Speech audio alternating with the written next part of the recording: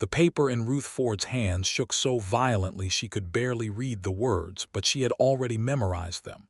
She had read them 17 times on the 3-day train ride from St. Louis, and each time the betrayal cut deeper than the last. The document was stamped, sealed, and entirely legal. A deed transfer.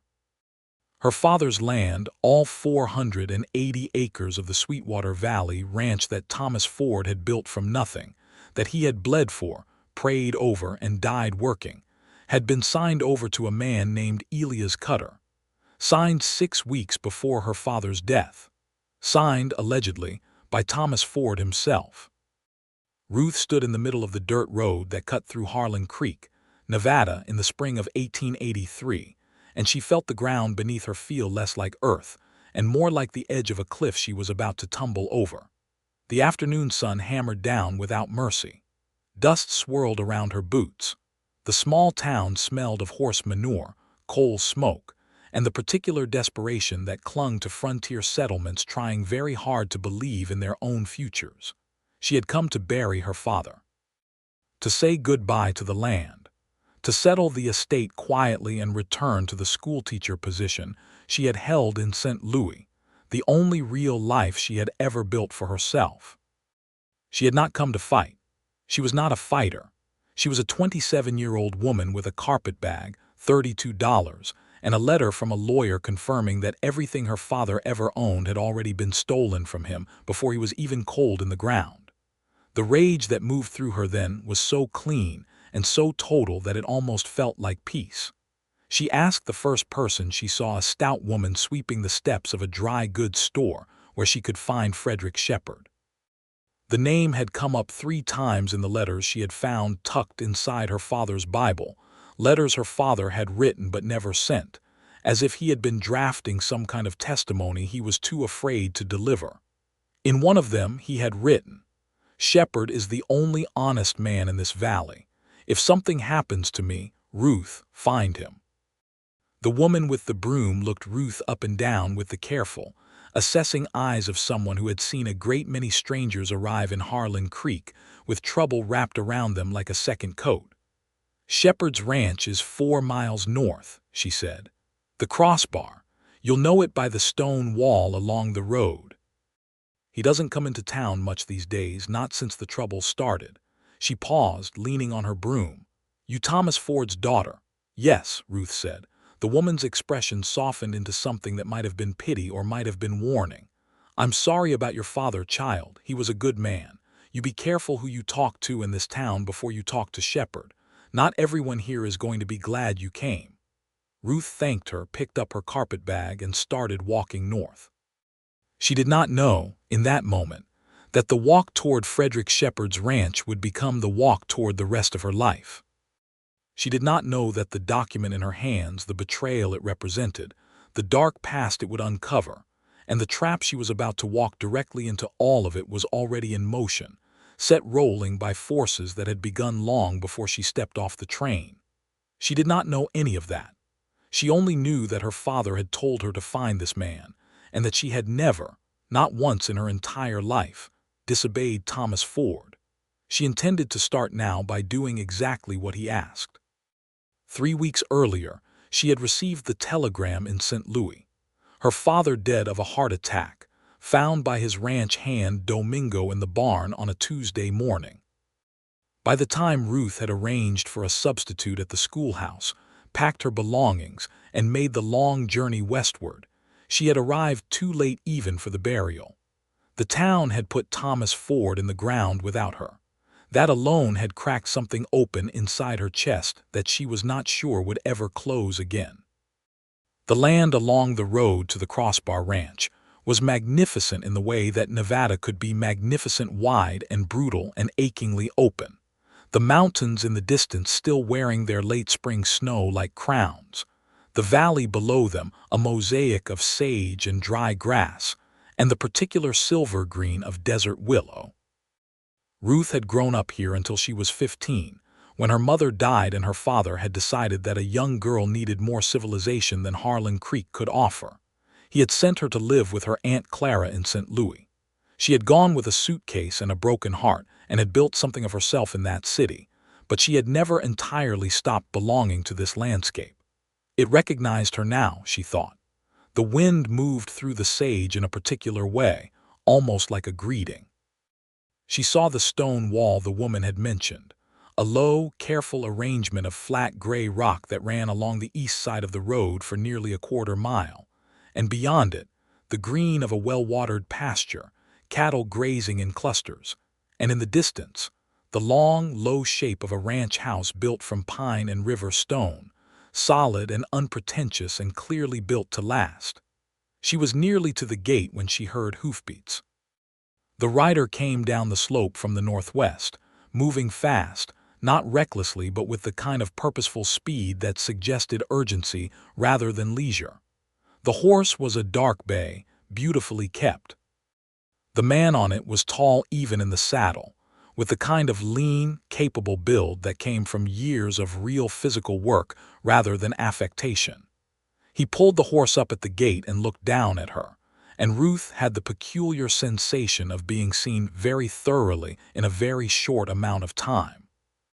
He was perhaps 32 or 33, with dark brown hair pushed back under a weathered hat, a jaw that needed a razor, and eyes that were an unusual shade, not quite gray, not quite green, somewhere in between, the color of sage in winter. There was a wariness in those eyes that she recognized immediately, because she had seen it in mirrors often enough. It was the wariness of someone who had been given reason not to trust easily. "You're Ruth Ford," he said. It was not a question. "Yes," she said, "and you're Frederick Shepard." He swung down from the horse in a single fluid motion and stood at the gate, looking at her with that careful, measuring gaze. Up close he was even taller than she had estimated, and there was something in his stillness, the quality of a man who had learned to be very quiet because the world had given him reasons to listen carefully, that was both reassuring and unsettling. "Domingo sent word you were coming," he said. "I've been watching for you." He looked past her toward the road, scanning the distance in a way that struck her as more than casual habit. "How did you get here? Did anyone see you leave town?" "I walked from town. The woman at the dry goods store told me where to find you." Ruth frowned. "Why does it matter if someone saw me?" He reached past her and unlatched the gate, swinging it open and gesturing her through. "Because Elia's cutter has men watching the road," he said quietly. "And because he already knows you're here, and he's going to want to know what you're planning to do about that deed." Ruth stepped through the gate and turned to face him. "I'm planning to prove it's a forgery," she said. "My father did not sign that land over willingly. I know it in my bones. He would never have done it." Frederick Shepard studied her for a long moment. The horse beside him shifted and blew softly. In the distance, a meadowlark threw its voice into the open sky. "I know he didn't," Shepard said finally. "I've known it for 6 weeks, since I found out what cutter had filed with the county, and I've been trying to figure out how to prove it ever since." He picked up the reins and began walking toward the ranch house, clearly expecting her to follow. "Come inside, Miss Ford. We have a great deal to talk about, and some of it you're not going to want to hear."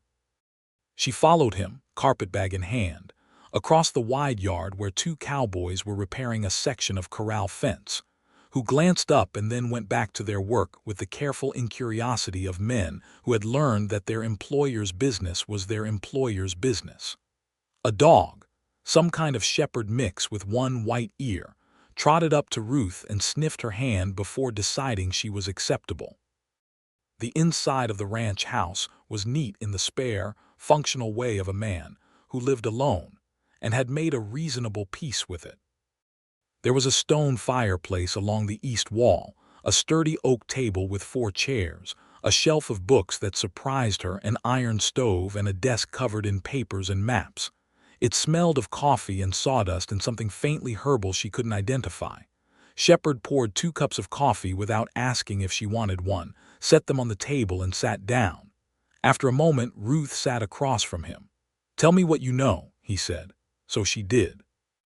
She laid it all out, the telegram, the journey, the lawyer's office in town where she had gone first thing that morning and been shown the deed transfer, the date 6 weeks before her father's death, the signature that she had stared at for long minutes trying to find her father in it, and had found something subtly, undeniably wrong.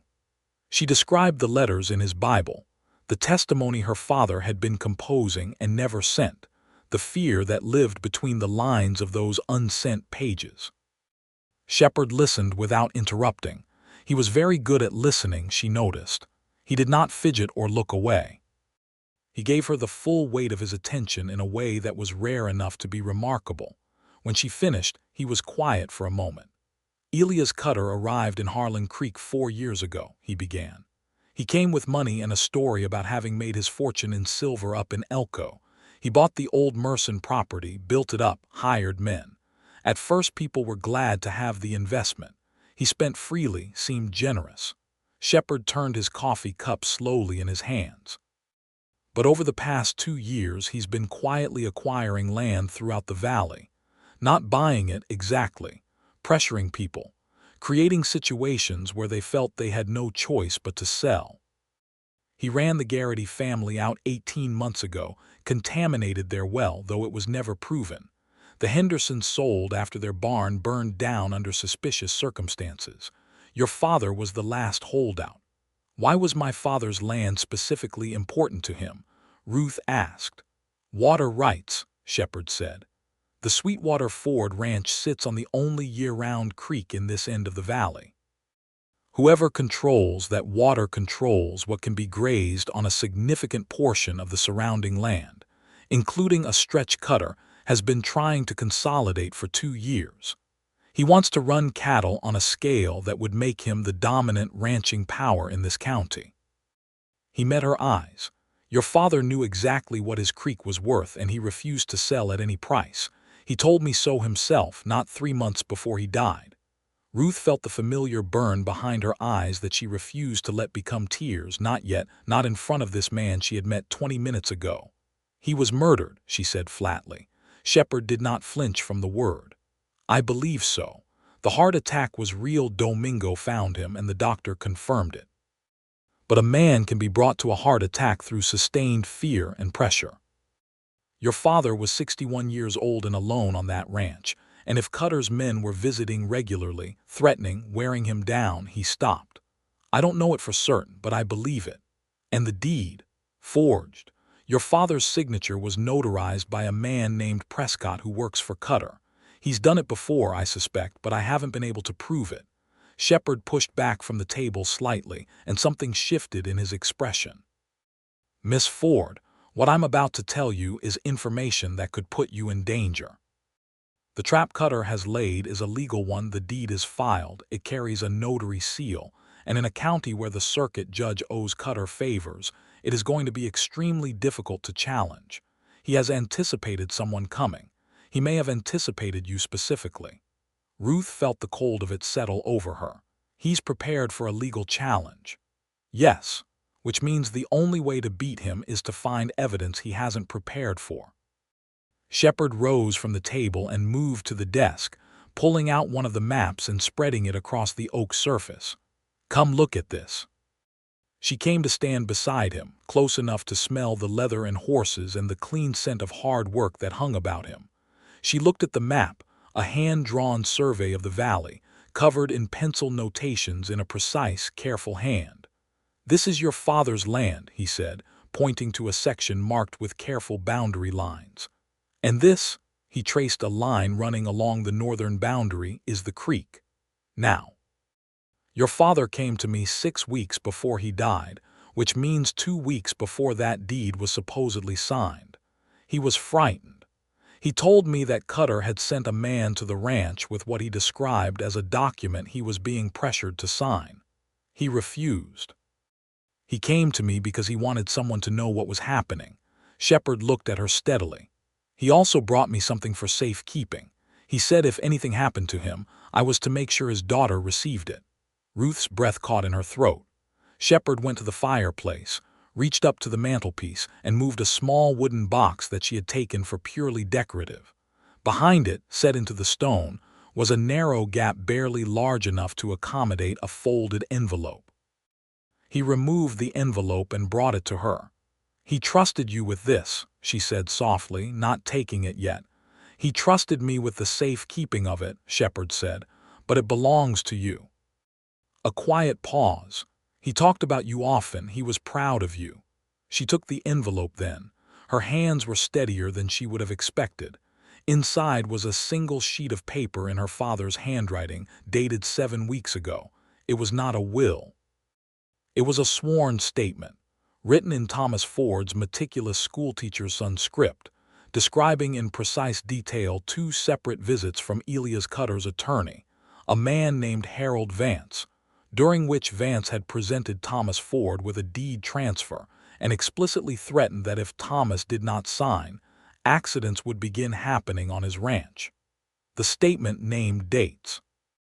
It named witnesses Domingo, who had been present for the second visit, and at the bottom, in a shaking but unmistakable hand, Thomas Ford had signed it and noted, "I have not signed any document transferring my land. I will not. I would die first." Ruth read those last words twice. She pressed her lips together and made herself breathe slowly and evenly. "He knew," she said. "He knew they might kill him, and he still refused." "Yes," Shepard said very quietly. She looked up at him, and something passed between them in that kitchen, not quite understanding, not yet because they were strangers still, but the beginning of a recognition. 2 people in a room full of grief and urgency and the particular moral clarity that comes when the line between right and wrong is drawn absolutely. "I'm going to get his land back," Ruth said. "I know," said Frederick Shepard, "and I'm going to help you."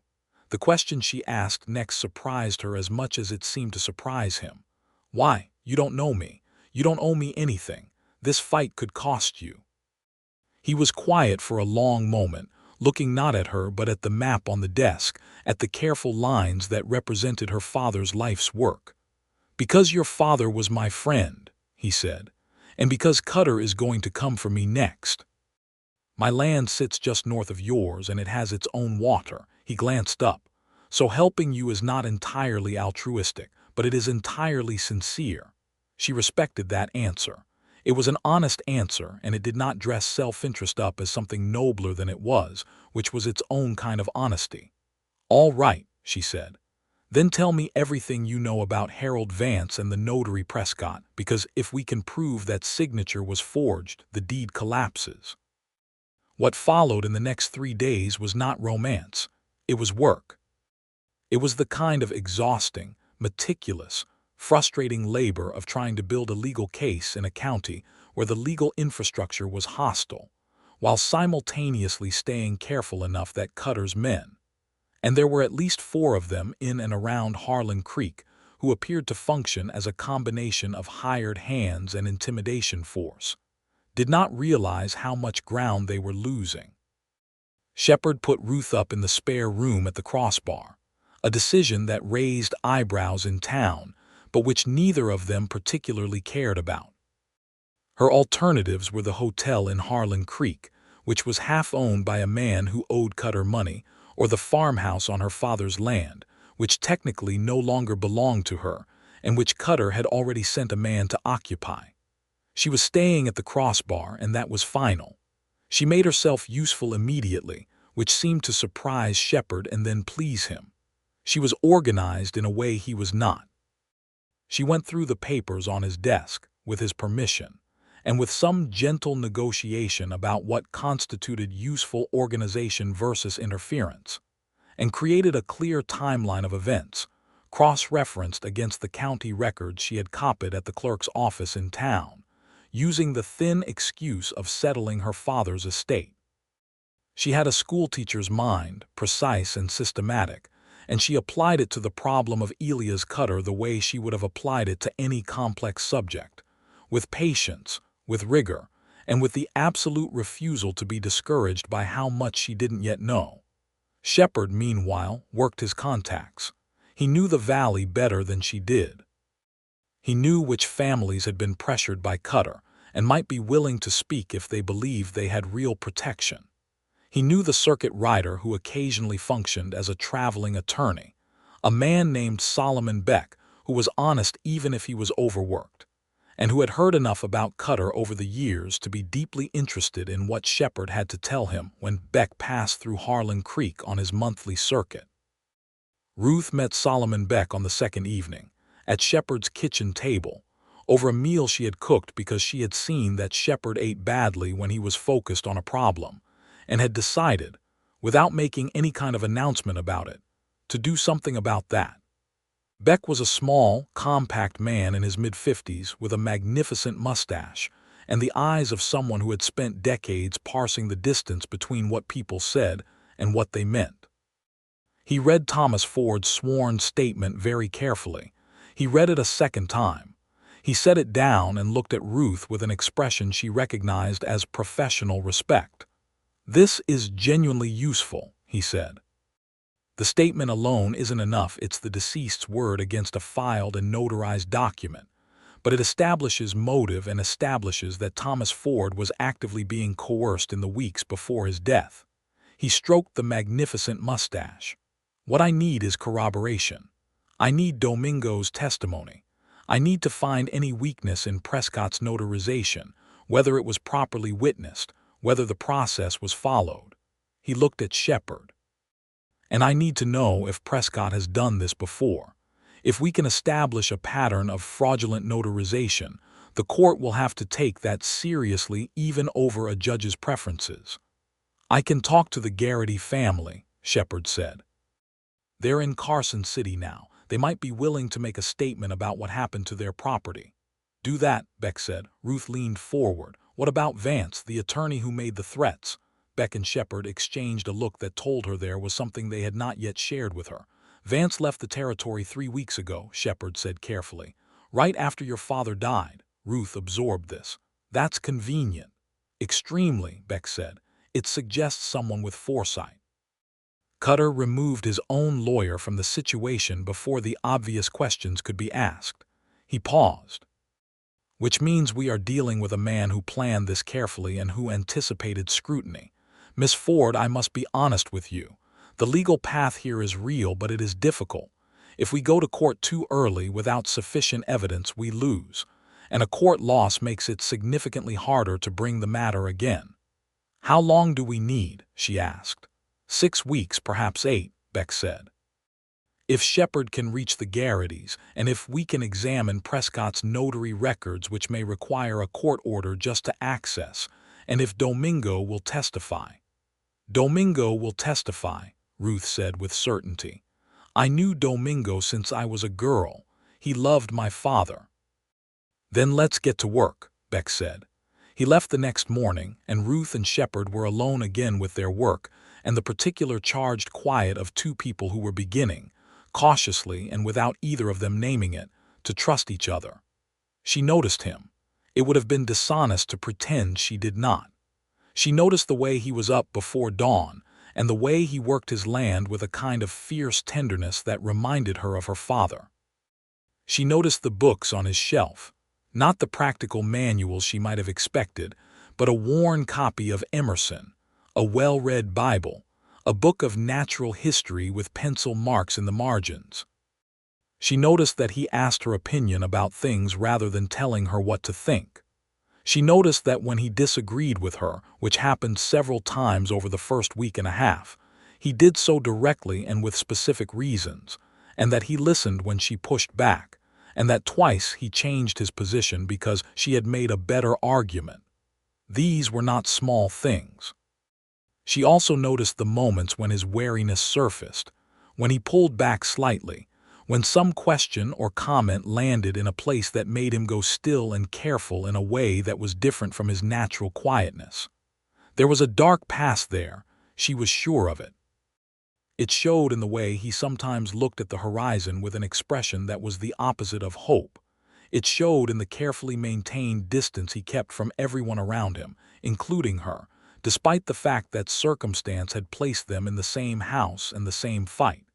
She did not push at it. She had enough of her own shadows to respect the privacy of his. On the 5th day, Cutter made his first move.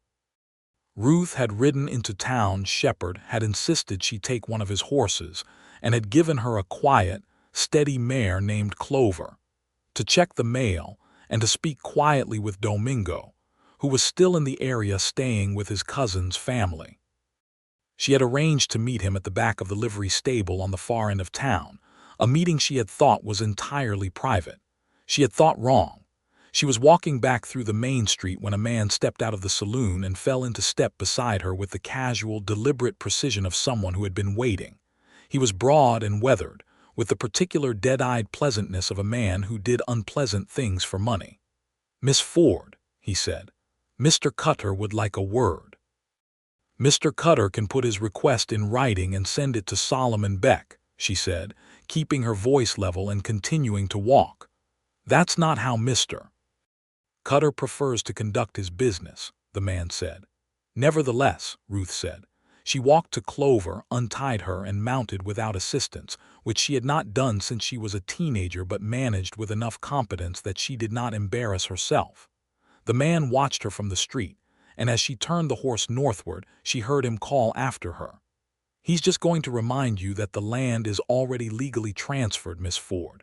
Save yourself the trouble and grief." She rode back to the crossbar without looking back.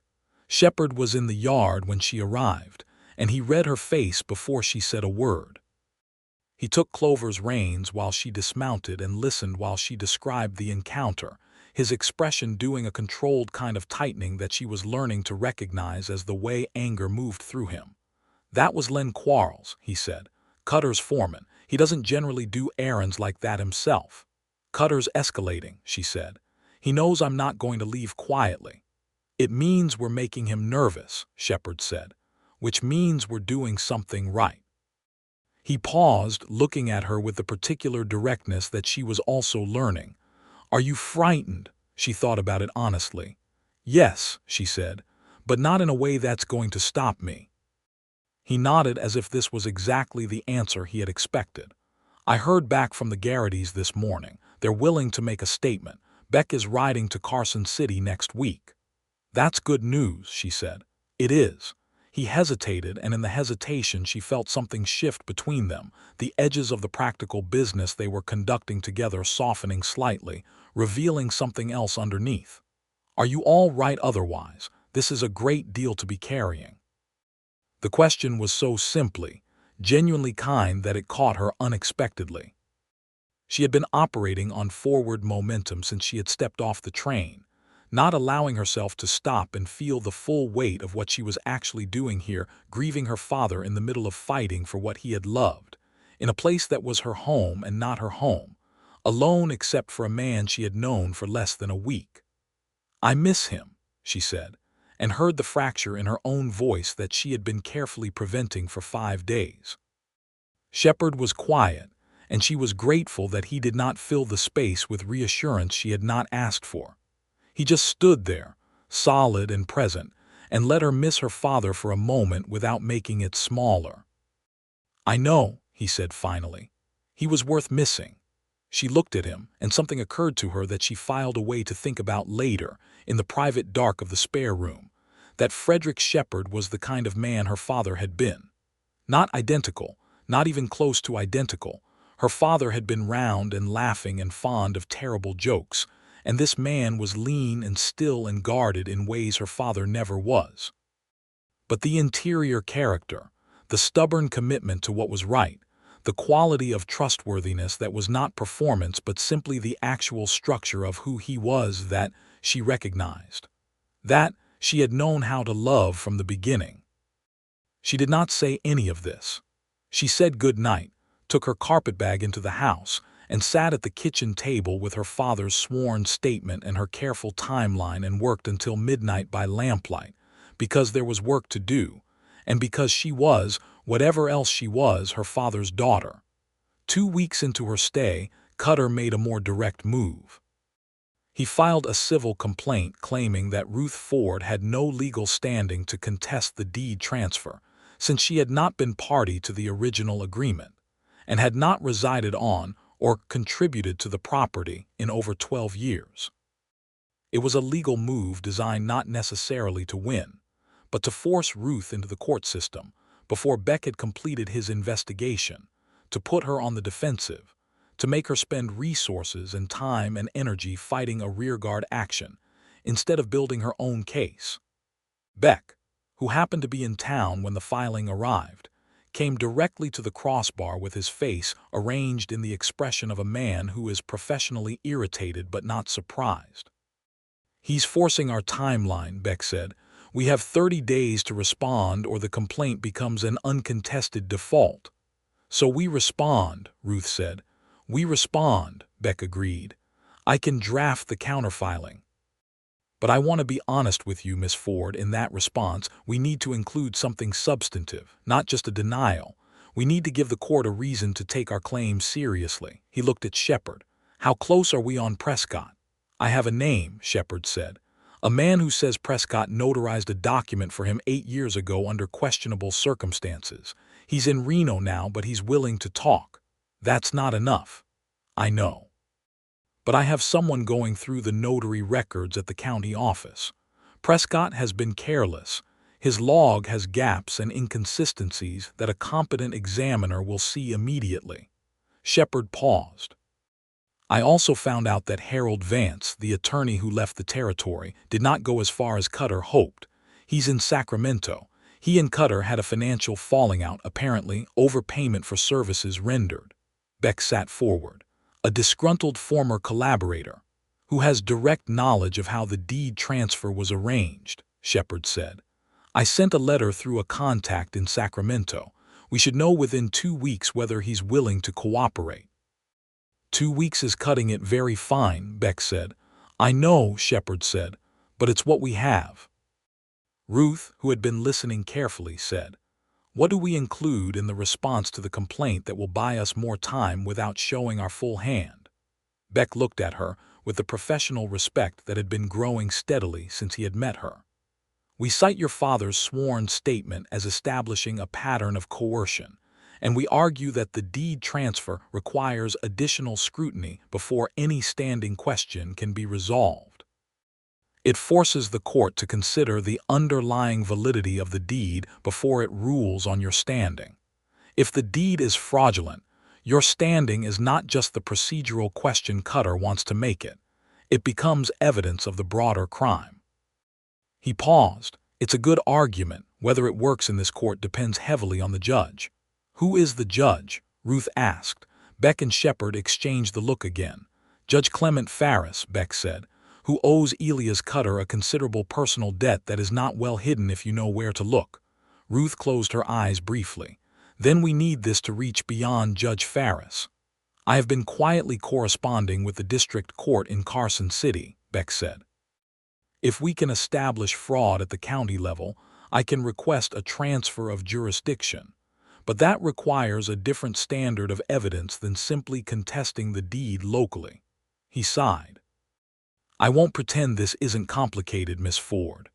"I grew up complicated," Ruth said. "Let's get to work."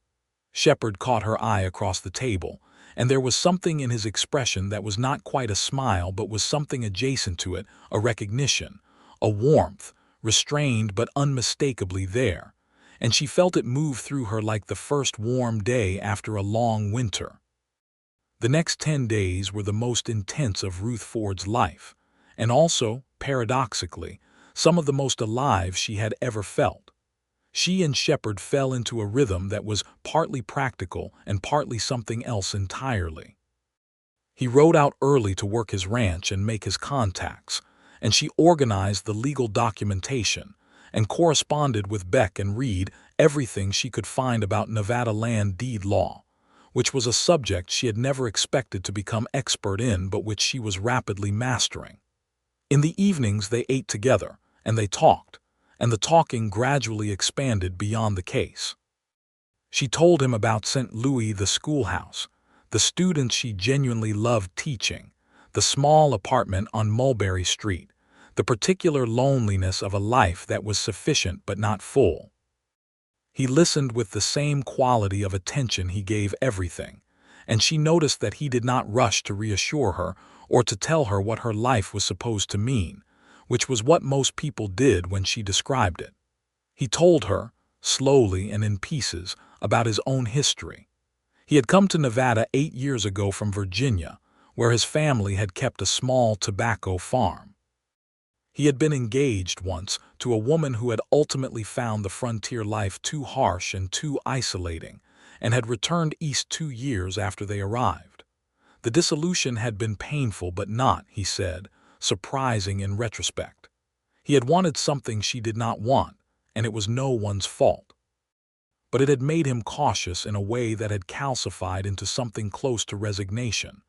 "You stopped believing you were allowed to want something like that again," Ruth said. He looked at her steadily across the kitchen table. "Something like that," he said. She held his gaze. "I understand that. I've been careful in that way too." The air between them in those moments was charged with everything they were not yet saying, and both of them knew it, and both of them left it where it was, because there was a crisis underway and there were more urgent things to attend to. But neither of them entirely pretended it wasn't there, either. On the 14th day after the filing, a letter came from Sacramento. Shepard brought it in from the morning mail and set it on the table in front of Ruth, who had been drinking coffee and reviewing Beck's draft response to Cutter's complaint. He sat down across from her, and they looked at the letter for a moment before either of them moved. She opened it. Harold Vance, former attorney and current man with a significant grudge, was willing to talk. He had kept copies of the documents he had prepared for Cutter, including, he wrote in careful language that was clearly designed to be deniable and yet unmistakable, the documents that had been prepared in anticipation of Thomas Ford's acquisition. He wanted immunity from any criminal proceedings arising from his involvement, and he wanted that immunity in writing from Solomon Beck before he said another word. Ruth read the letter twice. Then she looked up at Shepard. "He kept copies," she said. "He kept leverage," Shepard said. "He knew Cutter might eventually decide he was a loose end. He protected himself." "Either way," Ruth said, "those copies, if they exist and say what he's implying, they would show that the deed transfer was planned and prepared before my father died, before it was supposedly signed. They would show premeditation and fraud." "Yes," Shepard said, "they would."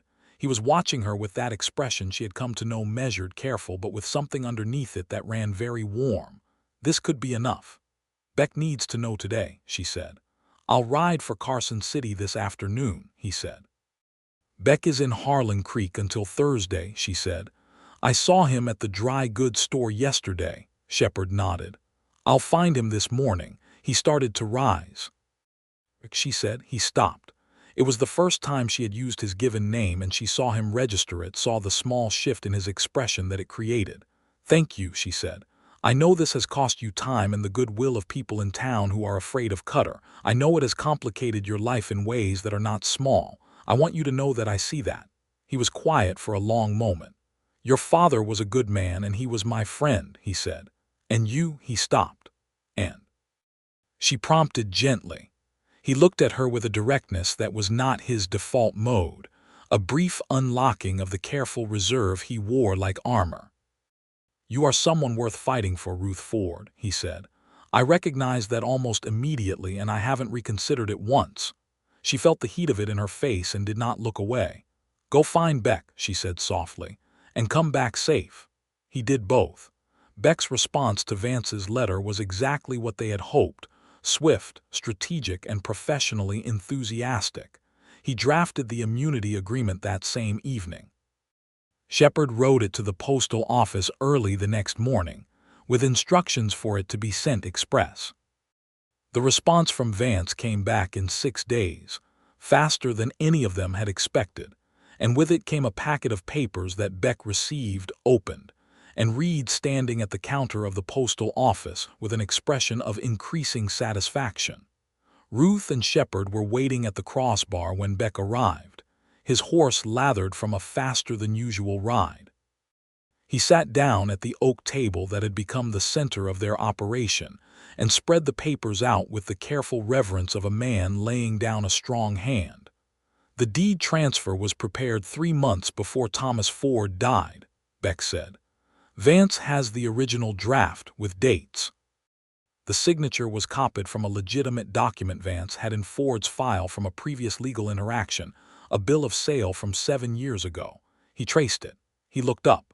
"He has the original bill of sale with the signature and the traced copy, and his own sworn statement describing how he was instructed to prepare the fraudulent deed by Elias Cutter in a meeting at Cutter's ranch on a specific date in January. The room was very quiet. "That's premeditated fraud," Ruth said.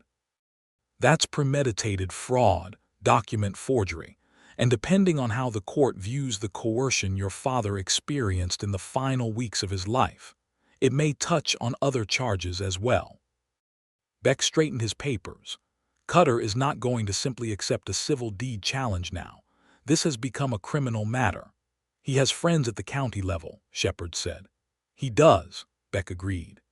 "Which is why I spent my ride here composing a letter to the district court in Carson City, the Nevada State Attorney General's office, and a reporter I know who works for the San Francisco Chronicle and has been interested for some time in stories about land fraud in the rural territories." He looked between them. "Sunlight is the best disinfectant. If this becomes public, Cutter loses the ability to manage it quietly." "When do you file?" Shepard asked. "Tomorrow morning," Beck said. "At the county court, simultaneously with sending copies to Carson City. I want Ferris served before he can receive any communication from Cutter, which means the filing needs to happen before Cutter knows it's coming." "He'll know something is coming," Ruth said.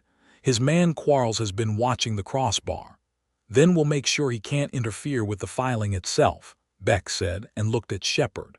"I'll ride with you," Shepard said simply.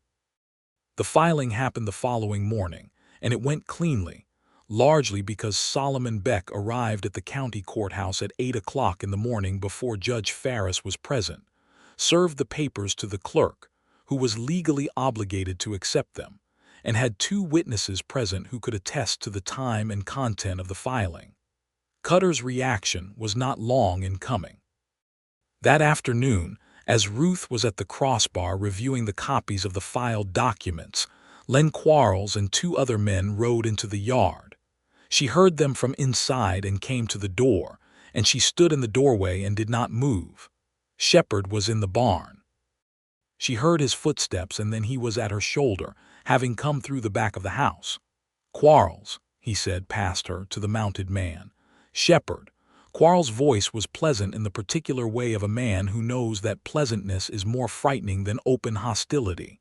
"Mr. Cutter would like to discuss this morning's filing with Miss Ford." "Miss Ford is represented by Solomon Beck," Shepard said. "Mr. Cutter can send his requests to Beck." "Mr. Cutter feels that this situation has moved past the point where attorneys are useful," Quarles said. He looked at Ruth. "He's prepared to make a settlement offer, a financial settlement, generous, he says. Tell Mr. Cutter," Ruth said clearly, "that my father did not sign that deed, that the evidence of forgery is now in 3 separate court systems, and that no amount of money will change any of that. Tell him I am not afraid of him." The last was perhaps more bravado than pure truth, but it was the truth she chose, and she meant it. Quarles looked at her for a long moment with those dead eyes, and then he turned his horse and rode back toward the road, the 2 men following him. Shepard let out a slow breath beside her. "That went well," he said, in a tone that was so dry it almost made her laugh despite everything. "I thought so," she said. He turned to look at her and they were standing very close in the doorway, shoulders nearly touching, and the afternoon light was coming sideways through the yard and catching in her hair, and for a moment neither of them moved or spoke. "You're remarkable, Ruth," he said. "I want you to know I think that." She looked up at him. "You're not so unremarkable yourself, Frederick Shepard." The corner of his mouth moved. It was not quite the full smile she had been waiting for, but it was close, and it was warm. That night after supper, after the oil lamp had been turned low, and the kitchen had settled into the particular quietness of the frontier dark, they sat on the porch in 2 wooden chairs and watched the stars perform their enormous, indifferent display across the Nevada sky. And he told her about the first year he had spent on this land, how he had nearly failed twice, and had been saved both times by things he had not expected and could not have planned for. She told him about the night she had decided to become a teacher, sitting in her Aunt Clara's parlor at 16 reading a letter from her father about the mountains, homesick in a way that felt permanent, and finding suddenly that the longing itself had given her something, a capacity for caring deeply about distant things that had made her, ultimately, good at helping young minds reach toward what they could not yet see.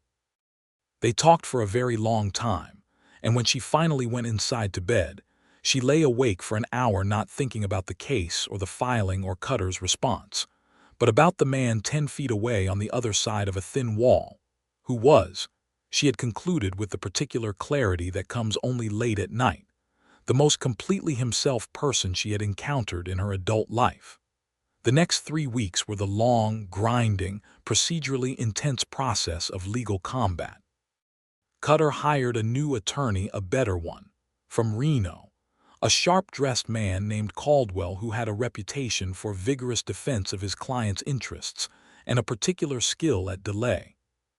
He filed counter-objections, requested continuances, challenged the admissibility of Vance's testimony on the grounds that Vance was himself complicit in the fraud, a point that had legal merit and that Beck had anticipated but which nonetheless required careful management. Ruth threw herself into it completely. She was not a lawyer, but she could research and she could write and she could organize, and she worked alongside Beck in a way that surprised him and then became essential. She found 2 precedents from California land law that supported their position on the admissibility of the accomplice testimony. She drafted a clear and compelling narrative of events that Beck used almost verbatim in his brief to the Carson City District Court. She wrote the letter to the Chronicle reporter, who had responded with interest and had begun making inquiries of his own. Domingo provided his sworn testimony in a formal deposition, sitting very straight in a wooden chair in Beck's rented office with his hat in his hands and his voice quiet and utterly steady, describing in precise detail the 2 visits from Harold Vance, the documents that had been presented, the threats that had been made, and Thomas Ford's refusal. His testimony was exact and credible and matched every detail of Thomas Ford's written statement. Through all of it, through the paperwork and the correspondence and the legal maneuvering, she and Shepard continued to live the practical life of the ranch alongside the fight. She helped with things she knew how to do, the domestic ordering of the house, the correspondence, the cooking that she had made her own territory without discussion.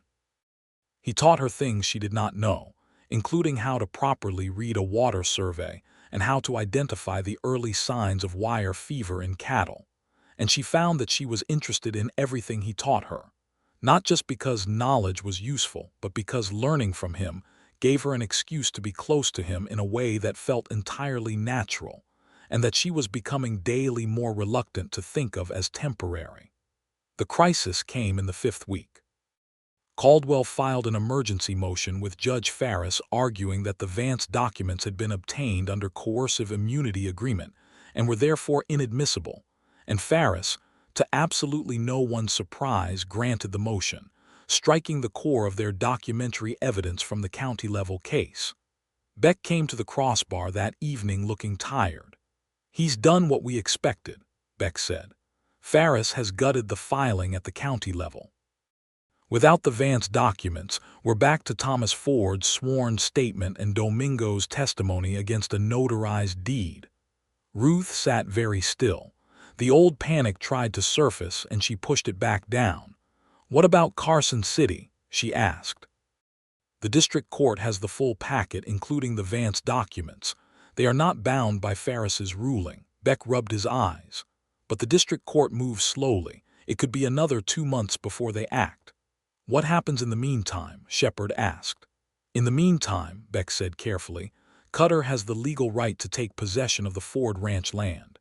He has a filed deed in a county court that has, effectively, validated it by excluding the countervailing evidence." He paused. "He hasn't done so yet, because he knows the district court case is pending. Caldwell may advise him to move now, establish physical possession before the district court can rule, make it harder to reverse." Ruth stood up from the table and walked to the window. Outside, the evening was settling in shades of orange and rose, beautiful and completely indifferent to the catastrophe being described at the kitchen table. "He would move men onto my father's land," she said. Yes, Beck said. She was quiet for a moment. Then she turned around. I want to go there tomorrow, she said. To the ranch, I want to see it before that happens. There was a silence. I don't think that's wise, Shepard said carefully. Cutter's men. I grew up on that land, she said, and there was something in her voice that was not anger and not grief, but the fusion of both into something harder and more determined. My father is buried there. I have every right to visit his grave, and no legal proceeding in any court has taken that from me. She looked at Shepard. Come with me. He held her gaze for a moment. Yes, he said. Of course. They went the next morning, riding together across the valley in the early light, the air still cool from the night, the sage smelling sharp and clean. Ruth knew the way without thinking about it, the knowledge living in her body rather than her mind, the particular memory of childhood that does not require intention. The Sweetwater Ford ranch was smaller than she had remembered and larger than she had expected, both things true simultaneously, the way homecoming always was. The house was still standing, empty and locked, the barn beside it settling slightly into itself the way barns do when they are no longer being regularly worked. The creek ran along the northern fence, talking to itself in its perpetual way, the sound so deeply familiar it made her chest ache. She found her father's grave at the edge of the yard, where he had told her years ago he wanted to be buried, near the old cottonwood tree that had been there when he first came to this valley. The town had put up a simple wooden marker. Ruth knelt beside it in the grass and put her hand on the wood and said nothing for a long time, because what she needed to say was beyond words and did not require them. Shepard stood a respectful distance away and gave her the time she needed. When she finally rose and turned back toward him, his face was open in a way she had only seen it once or twice, the careful reserve entirely absent, something genuinely tender in its place. He deserved better than what happened to him, she said. Yes, Shepard said. He did, and so do you. He walked toward her until he was close, and then he stopped, and he looked at her with those winter sage eyes, and she thought, this is where it changes. Ruth, he said, I need to say something to you that has nothing to do with the case. Then say it, she said. I have spent 8 years being very careful not to want things I might lose, he said. I got good at it. I thought I had gotten so good at it that it had become who I was. He paused, and she could see the effort of what he was doing, the dismantling of the armor, the deliberate choice to be seen. And then you walked up to my gate with a carpetbag and your father's letter and more courage than anyone I have ever met, and I found that I had not gotten as good at it as I thought. She could feel her own heart in a way that was almost inconvenient. I don't want you to leave, he said simply. When this is over, I don't want you to go back to St. Louis. I want you to stay. A pause. I want you to stay because of me, not just because of the land. Frederick, she said, and took the step that closed the remaining distance between them. She kissed him there, beside her father's grave and the silver-tongued creek, with the mountains watching from the distance, and he kissed her back with the particular intensity of a man who has been holding something carefully for a very long time, and has finally allowed himself to set it down. His hands found her face, and she felt the calluses from hard work against her skin, and it was the most grounded, real, uncomplicated thing she had felt in years. When they pulled apart, he rested his forehead against hers, and she felt him breathe. Stay, he said again.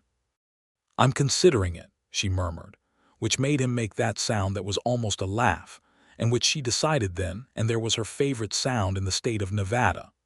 They rode back to the crossbar with something different between them, not the charged restraint of before, but something easier, a warmth that moved freely now that it had been permitted to exist. She caught him looking at her twice on the ride back, and both times he did not look away with any particular speed. The resolution came in stages, as resolutions in legal matters always do, which is to say it was neither dramatic nor clean, but was nonetheless complete. The first stage arrived 12 days later, when the San Francisco Chronicle published a story about land fraud in the Nevada Territory, specifically citing the Cutter case in Harlan Creek, mentioning the details of the forged deed and the suspicious circumstances around Thomas Ford's death, and noting the pending district court case in Carson City. The reporter had done good work, and the story was accurate and damaging. Public attention changed the calculus for Judge Ferris faster than any legal argument could have. Within 48 hours of the story's publication, Ferris reversed his exclusion of the Vance documents, citing a reconsideration of the legal standard, which satisfied no one as an explanation but was nonetheless what it was. The second stage was the district court. 3 weeks after the Chronicle's story, the Carson City District Court issued a preliminary ruling finding that the county-level proceeding showed sufficient evidence of irregularity to warrant direct district court oversight, and appointing a neutral examiner to review the deed transfer and all associated documentation. Caldwell immediately filed for emergency relief in the state court, and Beck immediately counterfiled, and there were 2 more weeks of procedural combat, during which Ruth baked a great deal of bread as a stress management technique, and Shepard learned to anticipate when she needed to talk through the case versus when she needed to talk about something else entirely, and which he had become remarkably good at reading. The third stage was the examiner's report. It was delivered 6 weeks after the district court's preliminary ruling. It was 42 pages long. Ruth read the entire thing at the kitchen table over the course of one afternoon, starting before lunch and finishing just as Shepard came in from the evening rounds. She was on the last page when he came through the door, and he saw her face and stopped in the doorway. "Tell me," he said. She looked up from the page. "The examiner found the deed transfer to be fraudulent," she said. "The signature comparison, the preparation date of the draft documents, and Vance's testimony are all conclusive. He is recommending that the deed be voided, that the land be returned to the Ford estate, and that the matter be referred to the state attorney general for criminal prosecution." She set the report down. Her hands were perfectly steady.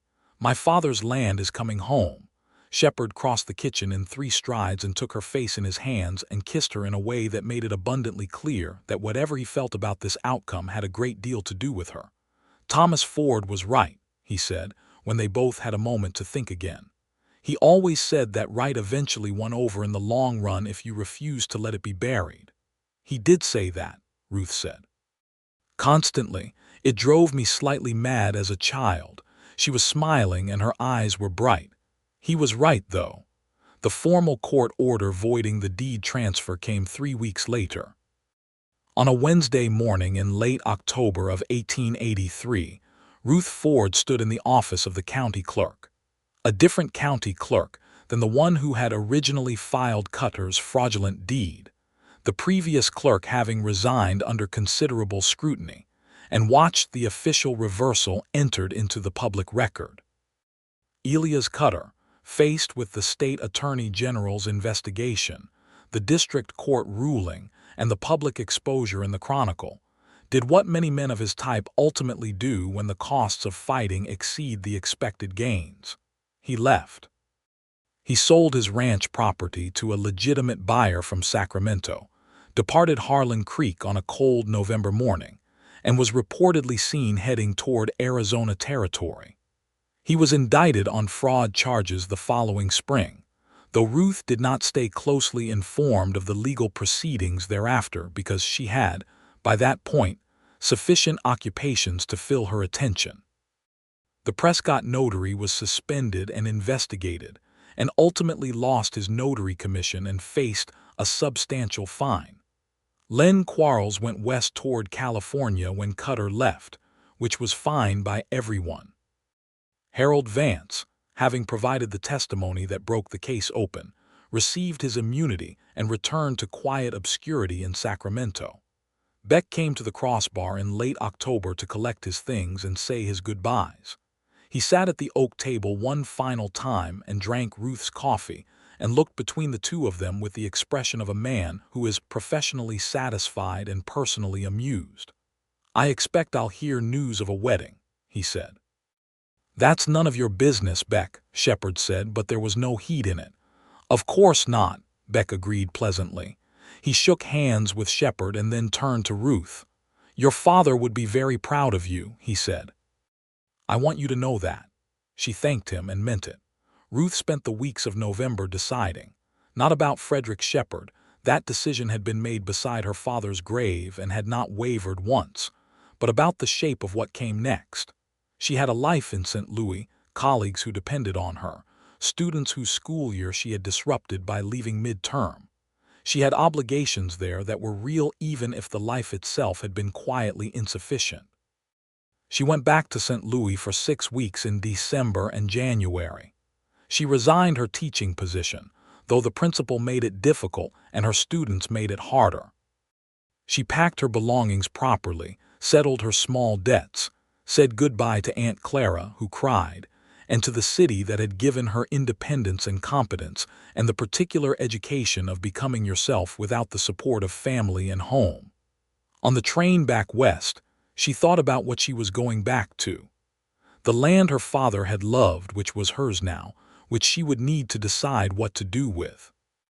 The man waiting at the Crossbar Ranch 4 miles north of that land, who had written her 3 letters in 6 weeks, each one more revealing than the last, in a handwriting that was precise and careful, and which she had read enough times to have portions memorized. She thought about what she wanted. She was 27 years old, which was not young for marriage by the standards of 1884, but she had never particularly subscribed to those standards, and she had never made any decision about her own life on the basis of what was expected of her. She wanted the land. She wanted the valley. She wanted the creek that her father had loved and the mountains that had been her horizon in childhood. She wanted to teach, possibly. There was a school in Harlan Creek that needed a competent teacher, and she had heard through Beck that the position had been empty for 2 years. And she wanted, with a completeness that did not embarrass her, the man who had stood beside her through the fight and who had kissed her by her father's grave, and who had written to her about the winter light on the mountains in language that was not poetry, but was nonetheless beautiful. Frederick Shepard met her at the Harlan Creek station on a January afternoon in 1884. He was wearing his best coat, which she recognized from the county clerk's office in October, and his hat was newer than usual, and he had shaved. And she saw all of this in the first 3 seconds and felt her heart do something embarrassingly straightforward. He took her bags. He helped her into the wagon, which he had brought instead of horses because January in Nevada was cold and she had come a long way.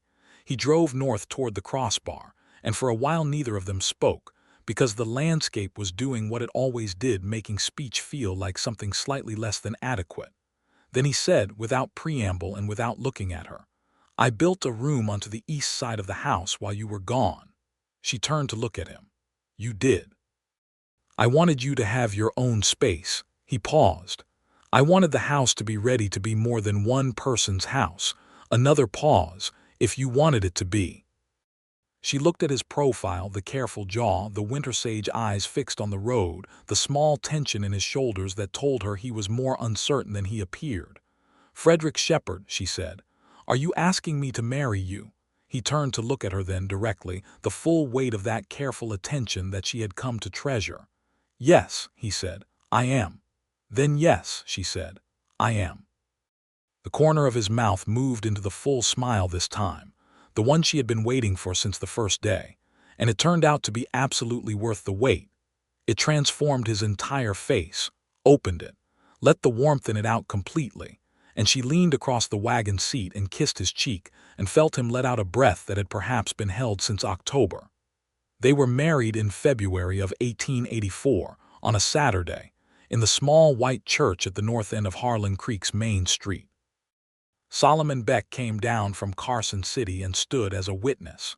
Domingo was there, weeping openly, which he felt no need to conceal. The woman from the dry goods store whose name was Mrs.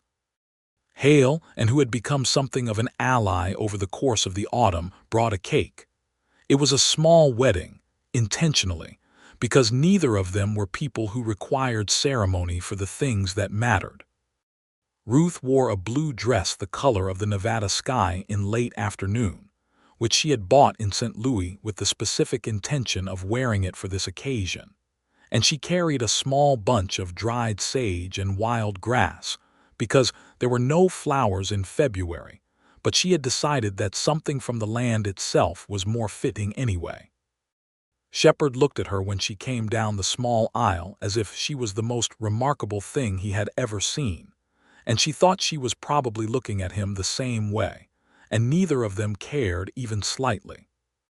The words they exchanged were the traditional ones, the words that had been exchanged in every church and farmhouse and open field for centuries, and she had thought before the wedding that she might find them insufficient, too borrowed and too general for what she actually meant to say to this specific man at this specific moment. But she found, when it came to it, that the old words did their work exactly as they were meant to have and to hold from this day forward. The simplicity of it was the point. In the spring, Ruth Ford Ruth Shepard now, though she kept both names hyphenated in the manner that was beginning to be practiced in some of the more progressive eastern states, and which Frederick supported without a single reservation, opened the Sweetwater Valley land her father had left her. She and Frederick had talked at length about what to do with the Ford ranch. The options were clear. She could sell it, she could lease it, or she could work it herself in some form. They had settled, after long evenings of discussion, on a fourth option. They would fold it into the crossbar operation, running it as a connected property with the creek water rights integrated into a single water management plan that would serve both ranches more effectively than either could manage separately. The boundary fence between the two properties came down in April. The combined land was nearly 700 acres of some of the most productive range in the valley, and the water rights that Cutter had been willing to forge and intimidate and arguably kill for were now simply and permanently part of the family operation. Ruth took the teaching position at the Harlan Creek School.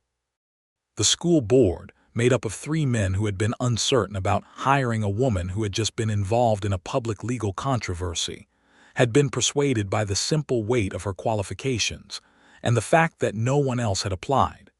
She was a good teacher, excellent.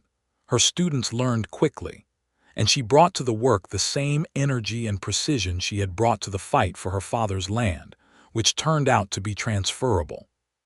She also, in her first year of marriage, came to know Frederick Shepard in the full, daily intimacy of a shared life, which was different from knowing him in crisis and different from knowing him in the careful distance of courtship, and which was, she concluded regularly and without reservation, the most interesting enterprise she had ever undertaken. He was exactly who he appeared to be, which was rarer than she had previously understood. He was steady in the way that real steadiness is steady, not rigidity, not the refusal to feel, but the capacity to absorb difficulty without being reorganized by it. He was funny, quietly, in a way that crept up on her. He was patient with the things that required patience and impatient in a contained, unilustered way with the things that deserved impatience. He was, at 33, only beginning to let himself be happy, and watching him learn to do that, watching the careful reserve relax by degrees as the months passed, and trust became something he could rely on rather than hope for, was one of the quiet privileges of her life. Their first son was born in January of 1885, almost exactly a year after their wedding. They named him Thomas Frederick Shepard, Thomas for her father and Frederick for his, and he came into the world at 4 in the morning on a night so cold the creek had frozen at the edges, screaming with the particular conviction of someone who intends to be heard. Ruth held him against her chest in the lamplight of the room Frederick had built onto the east side of the house, the room that had become their bedroom, and Frederick sat on the edge of the bed and put his hand over both of them with an expression that she had no word for but which she kept, like a pressed flower, in the part of her memory reserved for things too complete for language. Thomas Ford would have loved him, Frederick said. He would have been insufferable about it, Ruth said. He would have talked about him constantly to every person he met. Frederick smiled, the full one. Good. Life in Harlan Creek in the years that followed was not uncomplicated. The frontier never was, and ranching was unforgiving work in a climate that changed its terms without warning. There were hard winters and dry summers, and the endless logistical demands of working land that did not yield easily to anything. There were disputes with neighbors that required careful navigation, equipment that broke, cattle that sickened, fences that needed rebuilding. Ruth's school grew slowly, as more families settled in the valley, and she spent a decade fighting for better resources and more books, and eventually, in 1889, a second teacher, a young man from Ohio named Carter who was earnest and competent, and whom Ruth mentored with the particular warmth of someone who remembered being earnest and competent and young. In 1887, their daughter was born, Clara Ellen Shepard, named for Ruth's Aunt Clara and for Frederick's mother whom he had lost at 16. Clara was nothing like Thomas. Thomas had been a serious, watchful baby who became a serious, watchful boy. Clara was noise and motion and opinions from the first weeks of her life, and she had her father's eyes and her mother's stubborn mouth, and both of her parents were entirely undone by her. In 1890, their second son arrived, James Domingo Shepard, the middle name for the man who had been her father's faithful companion and who had, at the deposition, given testimony that had helped restore what was rightfully theirs. Domingo himself, who was still in the area and who had become a kind of honorary uncle to Thomas and Clara, was at the ranch the day James was born and stayed for supper and cried again, which remained entirely characteristic. The grave under the cottonwood tree by the old farmhouse became, over the years, a place that Ruth visited regularly. She brought flowers in summer, the wild yellow ones that grew along the creek in June, the purple sage when the wildflowers were gone. She told her father in the private way that the living communicate with those they have lost, about the things that happened, about the case and the verdict, about Frederick, about Thomas and Clara and James and the way the combined ranch had prospered, about the school and the students and the particular satisfaction of watching a child grasp something they had not grasped before. She told him about the valley, how it looked in October, when the light went gold and the mountains turned their winter faces toward the south, and the creek ran clear and cold and talked in its old, familiar voice. She told him she was glad he had told her to find Frederick Shepard, and that she hoped he had known, when he wrote those letters that he never sent, that she would not let what he had built be taken from him. She told him once, on a warm June afternoon when the cottonwood was in full leaf, and Thomas was 6 years old and sitting in the branches above the grave, that she was happy. That she was fully, genuinely, without reservation happy, in the way that she had not been sure was possible for her, and that it had come from the most unlikely direction, from loss and fraud and a legal fight, and a man waiting at a gate with winter sage eyes, and the patience to see her completely. She was 36 years old, standing at her father's grave in the valley he had given her, and the life she had built there was so entirely hers that she could not imagine having built any other. Frederick came across the yard toward her then, having seen her from the barn, and Thomas dropped from the cottonwood branch and ran to him, and Frederick caught him and swung him up in a single easy motion, carrying him on his hip the way he had since Thomas was 2. He came to stand beside Ruth at the grave, and she felt his arms settle across her shoulders with the ease of something long practiced and still entirely intentional. "Beck is coming through next week," he said. He mentioned wanting to see the new section of fence along the north pasture. "Beck always mentions the fence," Ruth said. "He has an unusual interest in our infrastructure." "He has an unusual interest in whether we're thriving," Frederick said. "The fence is his way of asking." She leaned her head briefly against his shoulder. Thomas had found something interesting in a nearby rock and was informing his father about it with great urgency. Somewhere in the house, she could hear Clara conducting what appeared to be an elaborate negotiation with either the dog or her baby brother James, the terms of which were unclear from this distance. "Tell him we're thriving," she said.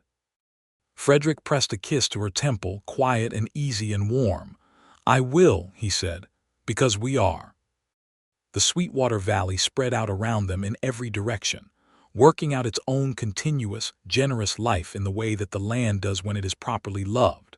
The cattle moving through the south pasture, the creek singing along the northern boundary, the mountains holding their positions on the horizon with the reliability of the trustworthy, and the sky above it all so wide and so clear, and so full of the specific blue of Nevada in summer that it felt less like weather and more like a promise kept. Thomas Ford's land did not die with him. It did not pass into the hands of the man who had betrayed him, who had forged his name, who had tried to erase him from the earth as thoroughly as a man can be erased. It lived and grew and was loved and was worked and was filled with the sounds of children and cattle and the creek and a woman who had come back to it from a great distance to fight for what it meant, and the man who had stood beside her. Ruth Shepard, who had been Ruth Ford, who had come to this valley to bury her father's land and had found instead that it refused to be buried, stood in the June afternoon beside her husband and her son, and the grave of the man who had sent her here with a letter and a name and the faith that she would know what to do with both. She had. She absolutely had. And the valley, full and generous and endlessly, patiently alive, held them all.